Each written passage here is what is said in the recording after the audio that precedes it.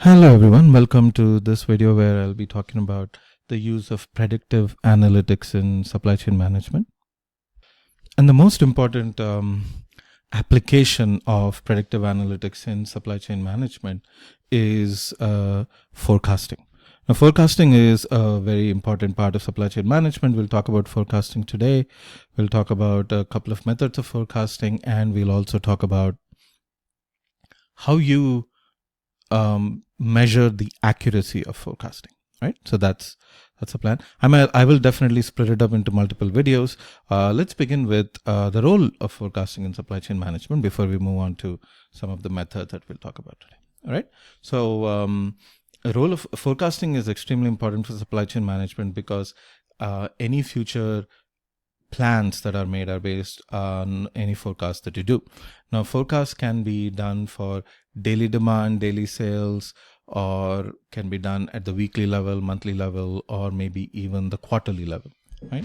So depending upon the kind of planning you're doing, you might require different kind of forecasts. And the method that you use might also be different based upon what kind of forecast you're doing, right? Now, as you can see on the slide, scheduling, inventory, sales allocation, plant equipment investment, workforce planning, a lot of this is based on the amount of demand that you expect in the future, or amount of sales that you expect in the future, right? Okay. So continuing on. Now, forecasts aren't always accurate. So one of the things that we'll talk about is how you measure the accuracy of forecast. We'll look at different methods, the different measures of forecast error. Now, as it always is, long-term forecasts are less accurate than short-term forecasts, and aggregate forecasts are usually more accurate than disaggregate forecasts. And in fact, this difference between aggregate and disaggregate is something that you use when you do aggregate planning, which is one of a very important supply chain topics that we will cover in this class. Now, in general, the farther a supply chain, farther up in the supply chain is a company is, the greater the distortion of information it receives. This is related to something called the bullwhip effect, right? So the bullwhip effect states that small distortions at the beginning of supply chain travel and become really large distortions by the end of the supply chain. It's like when you flick a bullwhip, it might be a very small whip flick, but by the time that propagates to the end of the whip, it can be pretty large and cause a lot of damage, right? So that's the idea there. So in this video, I'm going to keep it short.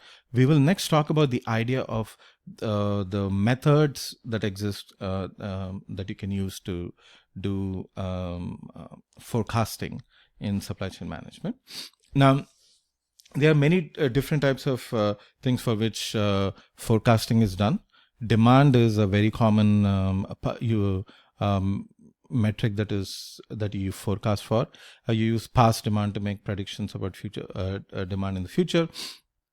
Lead time of a product, lead time of product replenishment. Again, this is a very important factor in inventory management, and forecasting is done at a very on a very granular level. In fact, now state of the economy. Now this is one part of the forecasting that is done, especially when you are looking at a very high level view of a company.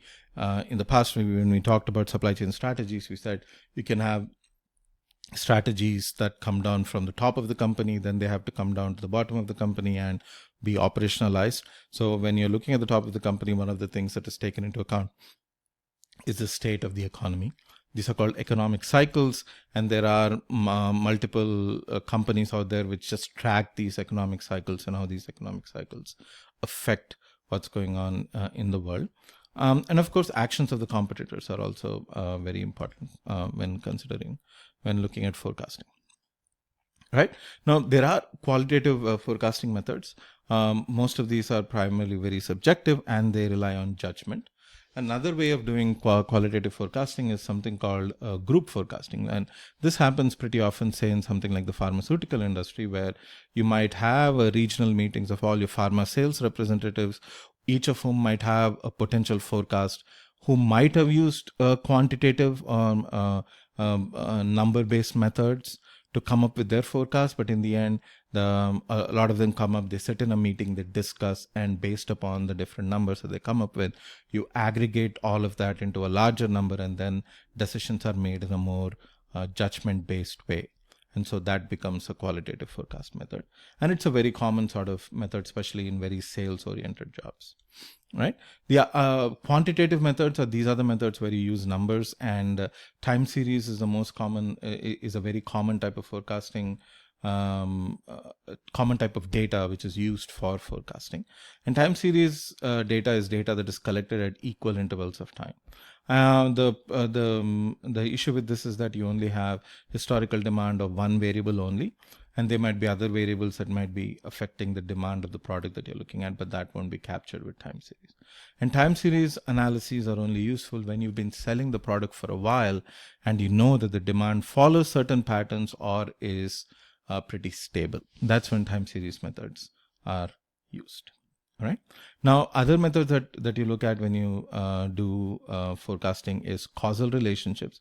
And of course, when you have very little data and only general trends, you can use simulations. You can use computer-based Markov Monte Carlo simulations, right? But causal relationship is another thing that we will talk about later on in these series of videos, right? So I'm going to end this video in a couple of seconds.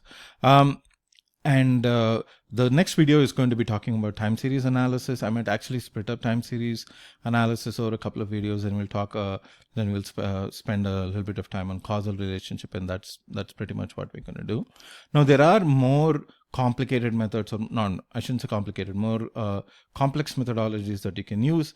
Machine learnings and using machine learning techniques like decision trees, random forests, support vector machines, neural networks, a lot of other ways, and these are not going to be in the purview of this class. Now for that you take a more complicated, more advanced analytics class, and we'll talk about that there, right? We only have a little bit of time, and so this is what we're going to do in this class.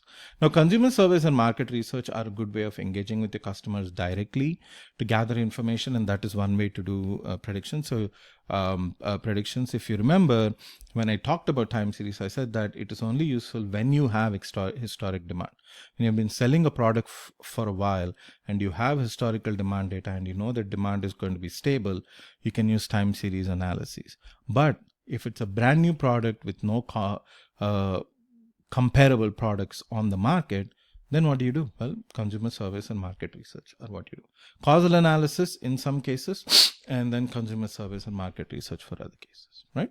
And that's the basics of forecasting in supply chain management. And this is the one topic that we're going to cover in predictive analytics as part of supply chains. All right. And the next video we'll talk about time series analysis. All right. Take care.